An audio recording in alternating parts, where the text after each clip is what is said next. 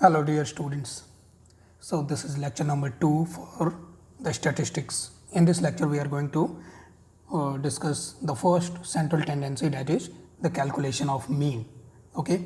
In last lecture we have just introduced the chapter of statistics. Okay. In that lecture we have discussed about the significance of statistics and what are the various ways of representing the datas. How do we group the data into discrete and continuous frequency distribution. Okay. So इस lecture में हम लोग discuss करेंगे कि mean क्या है और क्या क्या अलग अलग मेथड्स हैं कैलकुलेशन ऑफ मीन के, and then we will solve some questions, some couple of questions. Okay, so let's get started. Calculation of mean. So very first thing, mean क्या है? जैसा अर्थमेटिक मीन हम लोग सीक्वेंस सीरीज के chapter में पढ़ते थे, ये बिल्कुल वही सेम चीज़ है ना. मीन का मतलब मैं ऐसे लिख सकता हूँ, इट इज़ द मीन को हम लोग एक्स बार से डिनोट करते हैं, एंड क्रूडली मैं इसको ऐसे डिफाइन कर सकता हूँ, sum of all the observations divided by total number of observations. Okay, जो भी हमारे ऑब्जर्वेशंस हैं उन सबको ऐड किया और उनके टोटल नंबर से हमने उसको डिवाइड कर दिया. ओके, ये जो ऑब्जर्वेशंस हैं, कई बार इनका एक दूसरा नाम भी तुम्हें मिलता है. इस ऑब्जर्वेशन को कई बार कई जगह पे वेरिएट्स भी बोलते हैं हम लोग. ओके, वेरिएबल या वेरिएट्स. सो ये हमारा डेफिनेशन हो गया. अब हम देखते हैं कुछ एग्जांपल लेके कि अनग्रुप डाटा के लिए और फ्रीक्वेंसी डिस्ट्रीब्यूशन के लिए फिर कैसे अलग अलग तरीके से हम लोग मीन कैलकुलेट करेंगे. सबसे पहले अगर बात करें अनग्रुप डाटा की, है ना, तो सपोज मेरे पास x1, x2, x3 इस तरीके से xn करके ये अलग अलग वेरिएट्स ऑब्जर्वेशंस हैं. तो अभी अभी जो हमने डेफिनेशन पढ़ा उसके हिसाब से हम सबको ऐड करेंगे और टोटल नंबर ऑफ़ ऑब्जर्वेशन, जिसको मैं कैपिटल N लिख देता हूँ, ठीक है, उसके साथ डिवाइड कर देंगे तो ये अपना जो है मीन कैलकुलेट हो जाएगा इस तरीके से. ठीक है, इट्स क्वाइट सिंपल. ओके, अब हम बात करते हैं, चलो फ्रीक्वेंसी. ये तो अनग्रुप डाटा की बात हो गई, इसमें और कुछ ज़्यादा बात करने की ज़रूरत नहीं है. अब हम बात कर लेते हैं फ्रीक्वेंसी डिस्ट्रीब्यूशन की. ओके, तो एग्जांपल से समझते हैं फ्रीक्वेंसी डिस्ट्रीब्यूशन. जैसे मैंने एक एग्जांपल यहाँ पे ले रखा है. ठीक है,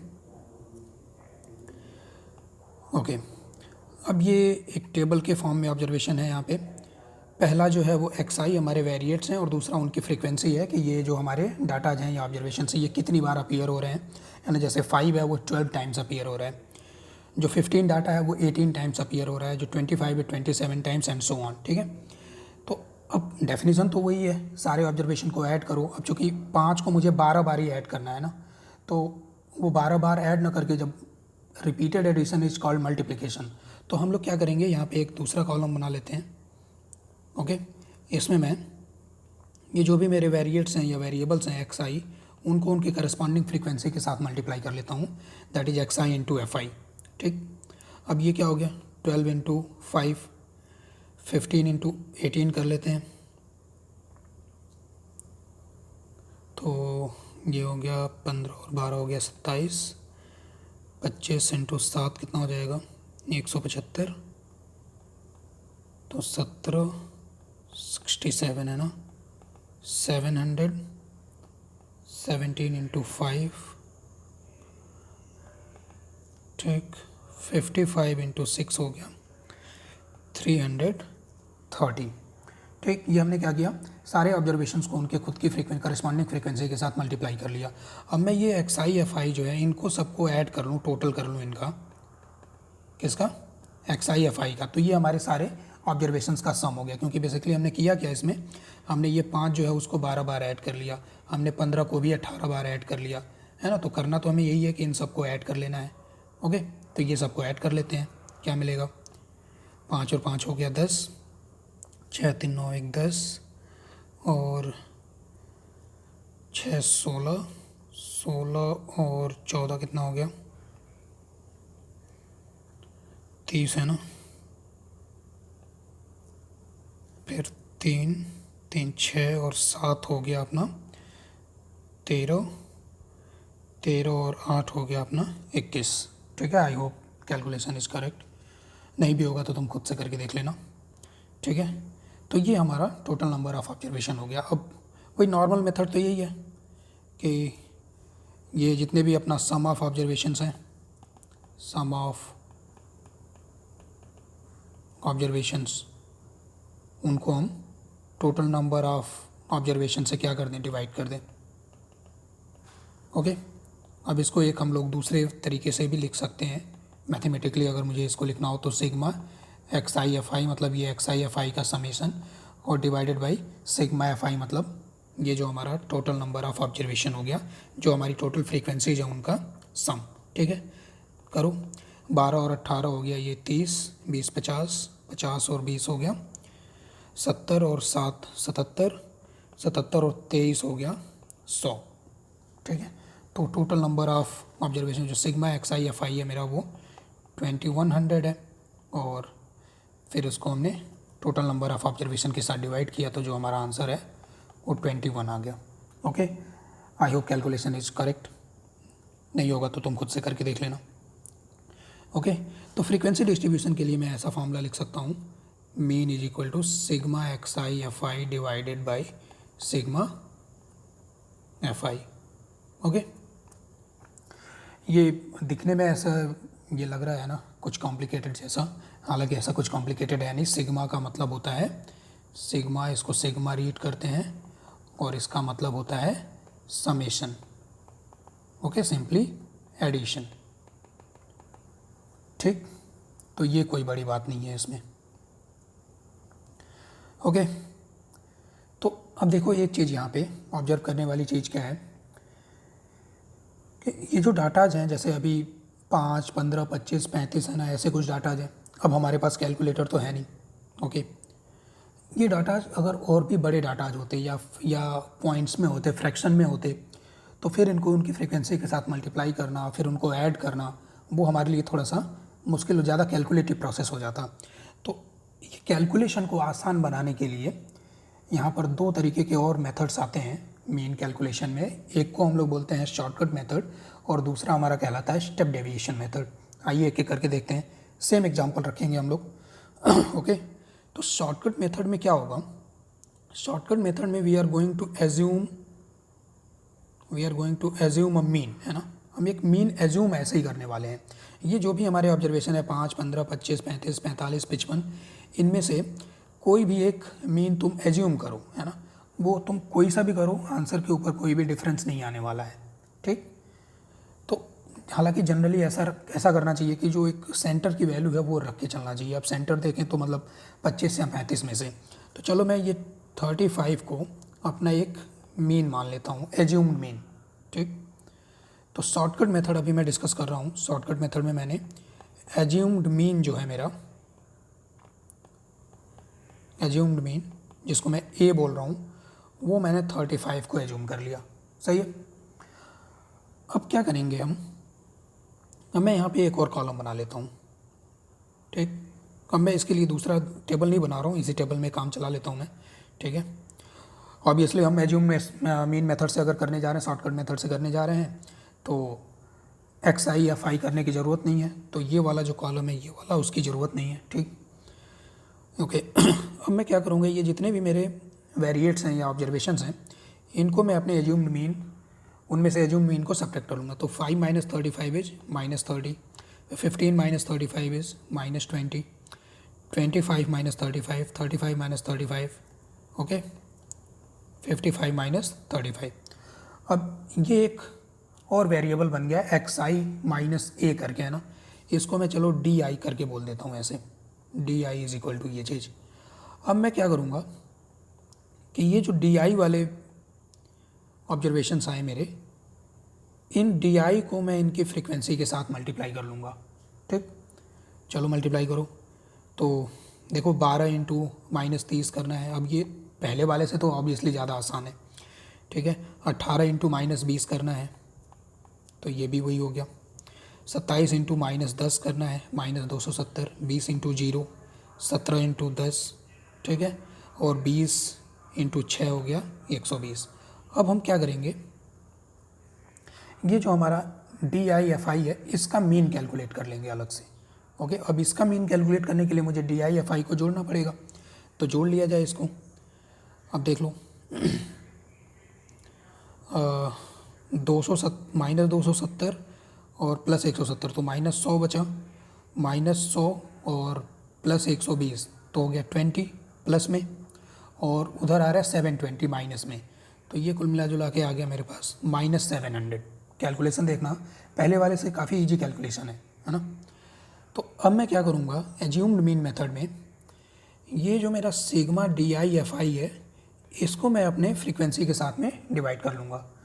तो यहाँ से क्या मिलेगा, ये -700 डिवाइडेड बाई 100 दैट इज -7, ठीक। अच्छा, अब जो मेरा एज्यूम्ड मीन था, वो एज्यूम्ड मीन जो है मेरा इसमें ऐड हो जाएगा, तो जो मेरा फाइनल मीन होगा एक्स बार, ठीक। अब वो एक्स बार मेरा हो जाएगा assumed mean plus summation sigma x i f i divided by sigma f I that is, अब मेरा एज्यूम्ड मीन क्या था 35 और ये आया था मेरे पास -7, तो जो मेरा आंसर है वो हो गया 28। अब तुम बोलोगे सर आंसर तो डिफरेंट हो गया है, तो इसका मतलब कहीं ना कहीं जो है मेरा कैलकुलेशन मिस्टेक है इसमें, वो कैलकुलेशन मिस्टेक जो है वो चेक करना पड़ेगा, ठीक। एक बार जो है ये डाटा को हम लोग फिर से एक बार ऐड करके देख लेते हैं। सो 5 10 तो कैरी आ गया 1 मेरे पास, 6 3 9 1 10, 17 7 24 और 6 30, ठीक है 3,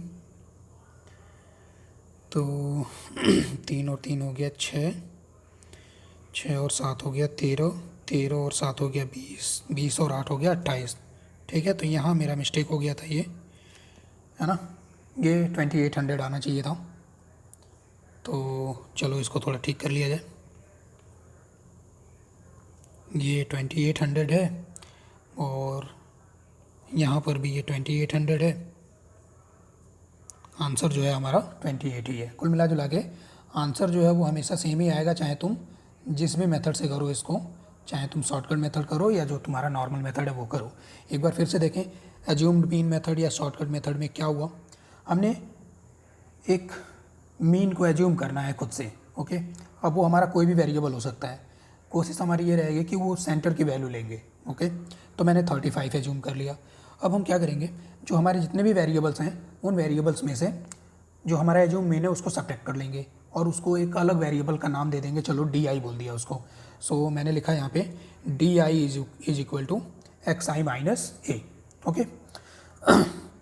फिर ये डी आई कैलकुलेट किया, फिर वही सेम प्रोसीजर जो पहले करते थे, D I into F I करना है, फिर डी आई एफ आई का समेशन करके उसको टोटल नंबर ऑफ फ्रिक्वेंसी के साथ क्या कर देना है, डिवाइड कर देना है। अब वो जो आंसर आएगा उसमें हमारा एज्यूम मीन जो हमने पहले एज्यूम कर रखा था उसको सिंपली ऐड कर देना है। तो जैसे ही हमने ये ऐड किया 35 माइनस 7, हमारा आंसर जो है वो 28 आ गया। 28 पहले का भी आंसर था, दूसरे का भी यही आंसर है, ठीक। तो ये हो गया हमारा शॉर्टकट मेथड, या फिर मैं इसको बोल दूँ अज्यूम्ड मीन मेथड, ओके। ठीक भैया, अब अगला मेथड है मेरा स्टेप डेविएशन मेथड। कैलकुलेशन को थोड़ा सा ज़्यादा और आसान करने के लिए, जैसे अभी यहाँ पे क्या हुआ देखो, इधर में क्या हुआ, जैसे हमने ये डी आई कैलकुलेट किया ना, तो डी आई में कोई डी आई जितने भी वेरिएबल्स हैं उन सब में अगर कोई मुझे कॉमन फैक्टर दिख रहा है तो मैं क्या करूँगा, उस कॉमन फैक्टर से उसको डिवाइड करके सारे वेरिएबल्स को सॉरी, तो मैं उनको और भी छोटा बना लूँगा, है ना। तो उसकी वजह से अब क्या होगा, थोड़ा जो है डाटा मेरे और भी स्मॉलर हो जाएंगे। अब मैं क्या करता हूँ, मैं इसी टेबल का यूज कर लेता हूँ ऑब्वियसली। तुम अगर अलग से करोगे तो ये तुम्हें ये जितनी पहली चीज़ें हुई है ना वो सब नहीं करोगे। पहला ये कॉलम रहेगा एक्स आई का, एफ आई का, तुम्हारे पास डी आई का कॉलम आएगा, और ये जो डी आई आया इन सारे डी आई में मुझे एक 10 कॉमन फैक्टर दिख रहा है, तो डी आई अपॉन 10 कर देता हूँ मैं, ठीक है। इसको मैं एक यू आई करके एक अलग वेरिएबल बना लेता हूँ। अब ये क्या हो गया देखो, -3 10 से डिवाइड करें तो -2 -1 0 1 एंड 2, ओके। अब मुझे क्या करना है, you I into F I कर लेना है ये। अब यू आई जो है मेरा ये वेरिएबल की तरह से काउंट हो जाएगा, इनको मैं फ्रीक्वेंसी के साथ मल्टीप्लाई कर लूँगा, that will be simply -36, again -36, -27, 0, 17 and what 6 × 2 12। Okay, अब सिग्मा UI/FI कर लेते हैं, इन सबको ऐड कर लिया, तो इन सबको ऐड करेंगे तो हमें मिलेगा -70। थोड़े डाटाज को क्या कर लिया हमने, और भी छोटा कर लिया, तो ये जो है स्टेप डेविएशन मेथड, ये वो चीज़ है, उसको और भी छोटा कर लेना है। ठीक, अब ये -70 आया, तो देखो स्टेप डेविएशन मेथड में क्या करेंगे हम, स्टेप डेविएशन मेथड में सिग्मा UI/FI लिख लेंगे और डिवाइडेड बाई सिग्मा FI। फिर इसमें हम लोग अल्टीमेटली जिसके साथ डिवाइड किए थे, 10 के साथ डिवाइड किए थे, तो फिर 10 का मल्टीप्लाई कर लेंगे और जो हमारा एज्यूम्ड मीन था उसको ऐड कर लेंगे, तो ये हमारा जो है फाइनल आंसर आ गया। तो ये कहलाया मेरा स्टेप डेविएशन मेथड। ये मेथड्स अलग अलग हैं, बस ये कैलकुलेशन आसान करने का तरीका है ना, बाकी बेसिक तो वही है कि sum of observation divided by total number of observation. Okay, ठीक, तो देख लेते हैं क्या आंसर यहाँ पे मिलना है। Assume mean was 35 plus UI/FI का सिग्मा था मेरा -70 divided by sigma FI was 100 into 10, again 35 - 7 that is 28। So this was all about calculation of mean. ये सब में कर लिया हमने, शॉर्टकट मेथड भी हो गया, स्टेप डेविएशन मेथड भी हो गया, एज्यूम्ड मीन का हमने ये भी देखा कि एज्यूम्ड मीन चेंज होने से हमारा मीन चेंज नहीं होगा। 35 की जगह पे हम 25 लेके चलते तब भी जो है आंसर वो 28 ही आना था। ओके, अच्छा, ये तो बात होगी डिस्क्रीट फ्रीक्वेंसी डिस्ट्रीब्यूशन की। अब तुम्हारे मन में ये ख्याल आ रहा होगा कि अगर क्लास इंटरवल में ये हमारे डाटा दिए होते है ना, कुछ ऐसा इंटरवल के फॉर्म में कि 0 से 10 तक इतने डाटा हैं, फिर 10 से 20 तक ये है, तो उसमें कैसे क्या करेंगे, तो आइए समझते हैं इस चीज़ को। So what about continuous frequency distribution, let us understand it with an example. Example के द्वारा ये समझते हैं इसको।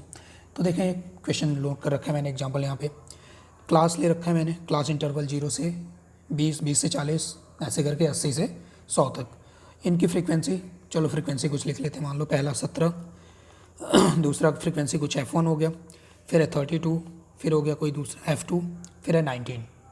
ठीक है, इसमें मैं दो चीज़ें समझाने वाला हूँ। एक तो ये एक पर्टिकुलर तरीके का क्वेश्चन भी है जिसमें अननोन फ्रीक्वेंसी होती है, कुछ उनको पता करना रहता है, और दूसरा वो क्लास इंटरवल में कैसे अप्रोच रहेगा हमारा। तो ये दोनों चीज़ें इस वाले क्वेश्चन से हम लोग समझने वाले हैं। ठीक, अब जब भी क्लास इंटरवल आए, ध्यान रखो, जब भी क्लास इंटरवल आए हम तो क्या करते हैं कि हमारे ऑब्जर्वेशन को मीन के हमारे फ्रीक्वेंसी के साथ मल्टीप्लाई करते हैं। बट यहाँ 0 से 20 के बीच में कौन सा ऑब्जर्वेशन उठाएं, तो हम लोग क्या करते हैं, मिड वैल्यू लेके चलते हैं। 0 से 20 में हम लोग क्या करेंगे, जो हमारा अपर लिमिट है माइनस लोअर लिमिट करके डिवाइड बाई 2 कर लेंगे, सेंटर वैल्यू है ना, 20 - 0/2, तो कितना आया 10।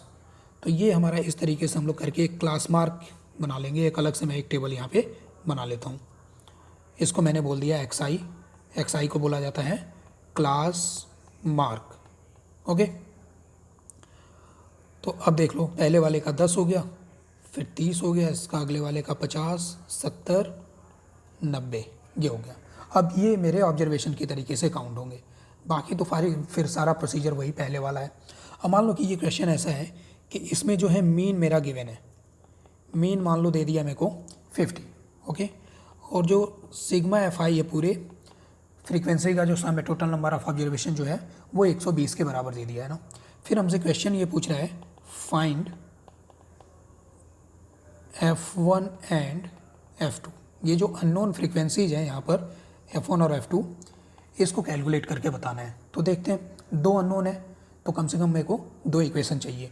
तो पहली तो चीज़ देख लो, ये सम ऑफ फ्रीक्वेंसी 120 होना चाहिए, तो पहले इन्हीं को जोड़ लेते हैं।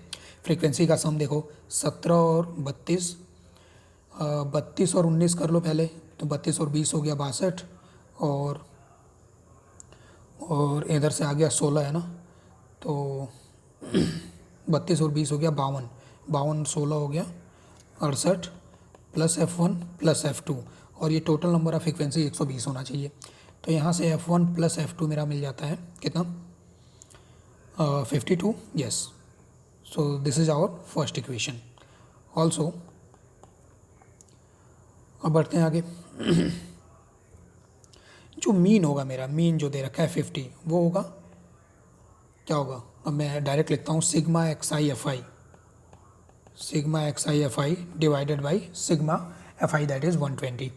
तो कर लो, एक्स आई लिख रखा है हमने, फ्रीक्वेंसी के साथ मल्टीप्लाई करते रहे, 170 30 F I plus 50 into 32, 32 into 5 होता है 160, तो 160 इंटू 10 हो गया, फिर 70 F2 plus 171 into 0 divided by 120, cross multiply किया, 30 F1 प्लस 70 F2 प्लस देखो 1600 और 1700 हो गया 3300, 3480 है ना, 3480 और बराबर इधर आ गया 12 इंटू 5 हो गया 60 और 2 जीरो, तो 30 F1 plus 70 F2 is equal to 6000 minus 3480 करेंगे कितना होगा,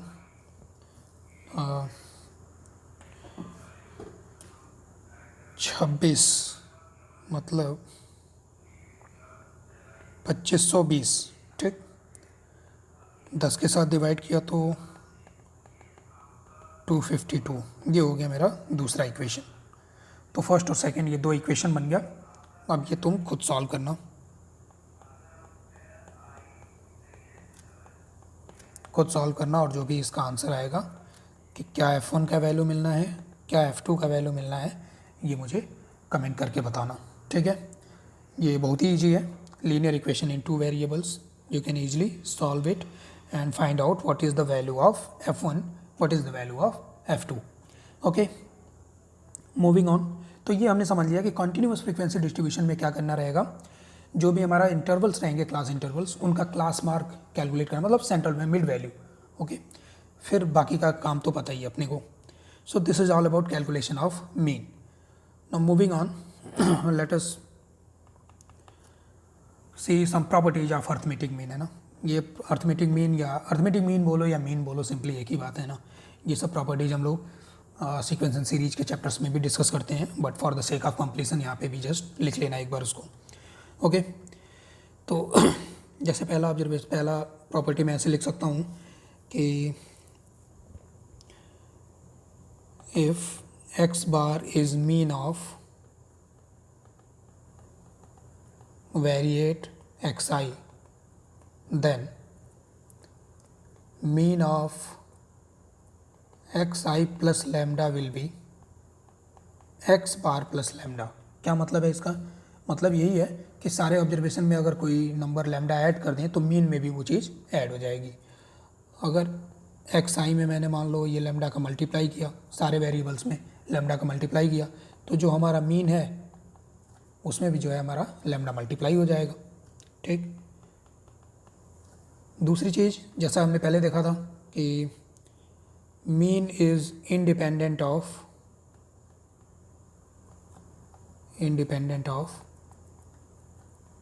change of assumed mean. Assume mean में क्या चेंज करेंगे क्या नहीं करेंगे, उसकी वजह से हमारे मीन के ऊपर कोई भी फ़र्क नहीं पड़ने वाला है। ओके, और तीसरी चीज़, एक चीज़ यहाँ पे और देखो, जो हमने ऊपर ये किया था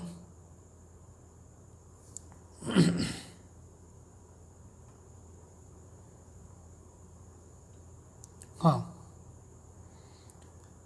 जैसे ये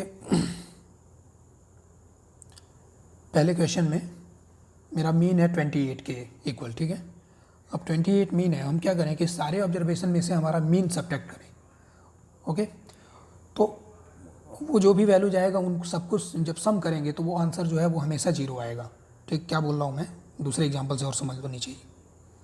जैसे मैंने बोला कि मान लो मेरे पास 2 4 6 8 10 मान लेते हैं, ये 5 ऑब्जर्वेशन है, ठीक है। अब इनका मीन मैंने लिखना है, तो ये हो गया 10 20 30 30/5 दैट इज 6।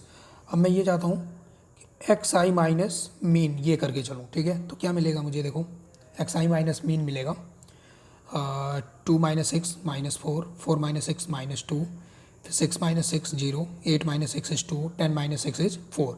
अब मैं बोलूँ कि इन सबको सम करें अगर sigma x i minus x बार, तो ये आंसर हमेशा 0 आएगा। ठीक, तो इसी चीज़ को हम लिख देंगे हमारी थर्ड प्रॉपर्टी में, दैट सम ऑफ डेविएशंस, ये जो डिफरेंस है इसको ही डेविएशन बोल रहे हैं, sum of deviations of variates from mean is always 0. So this is all about properties of mean और अर्थमेटिक मीन। एक चीज़ और देख लेते हैं, कंबाइंड मीन क्या होता है। मान लो फर्स्ट कोई ग्रुप है, इसका मीन है से मीन है इसका x1 बार, ठीक है, मीन x1 बार है, और एक ग्रुप का साइज है मान लेते हैं n1 ग्रुप, ठीक है। फिर एक दूसरा ग्रुप है अपने पास में n2 करके, बेटर रहेगा ऐसे लिखना, फर्स्ट ग्रुप सेकंड ग्रुप का मीन है मान लेते हैं x2, और आगे मैं यहाँ पर इनका नंबर ऑफ ऑब्जर्वेशन लिख देता हूँ। तो जो मेरा पूरा कंबाइंड मीन बनेगा होल ग्रुप का, combined mean will be n1 x1 bar plus n2 x2 bar divided by n1 plus n2। Just ऐसा फॉर्मूला है ना, बट अगर तुम ध्यान से देखो तो है वही बेसिक चीज़।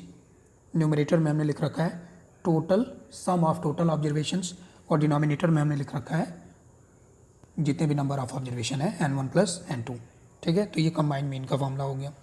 कंबाइंड मीन के बेसिस पे एक क्वेश्चन देख लेते हैं क्या है। जैसे एक ग्रुप ऑफ पर्सन की जो इनकम है वो 300 रुपये है, दूसरे ग्रुप ऑफ पर्सन की इनकम 350 रुपये है। Okay, if the mean income of all the persons, सबका कंबाइंड जो मीन है वो 340 रुपये है, तो हमें बताना है कि ग्रुप का जो जितने total number of persons in those group first and second, उनका रेशियो क्या होगा। ठीक, तो चलो मान लेते हैं कि जो first group has n1 persons, second group has n2 persons. ऐसा हमने एज्यूम कर लिया कि पहले ग्रुप में n1 पर्सन है, दूसरे में n2 पर्सन है। तो अभी जो हमने फॉर्मूला पढ़ा कंबाइंड मीन 340 दे रखा था, equal to n1 x1 bar plus n2 x2 bar divided by n1 plus क्या रहता है n2। ठीक, 340 n1 plus 340 n2 cross multiply किया, बाकी x1 बार पहले वाले ग्रुप का मीन था 300, तो 300 n1 प्लस दूसरे वाले का था 350। ठीक, बस ये कैलकुलेट कर लेना है। 340 n1 माइनस 300, तो 40 n1 यहाँ बचेगा और 10 n2 राइट साइड में बचेगा। n1 अपॉन n2 जो है मेरा 10/4 यानी कि 10/40 यानी कि 1/4 आ जाएगा। ये मेरा आंसर हो गया। तो इससे ये पता चला कि जितने नंबर ऑफ पर्सन पहले ग्रुप में है उसके 4 गुना पर्सन जो है वो दूसरे ग्रुप में है। ओके, अब ये कुछ तुम्हारे करने के लिए क्वेश्चन मैंने नोट कर रखा है, डू योर सेल्फ क्वेश्चंस। इसका स्क्रीनशॉट लो, इसको नोट करो और इसको सॉल्व करो, और जो भी आंसर आएगा वो देखो, उसको करो। ठीक है, सो this is all about arithmetic mean. Okay, in next lecture we will discuss about median, and in the subsequent lecture we will discuss about mode and what is the empirical formula which connects these 3 central tendencies, mean, median and mode. Okay, that's it guys. Don't forget to like the video and subscribe the channel. Okay, thank you, take care, bye bye.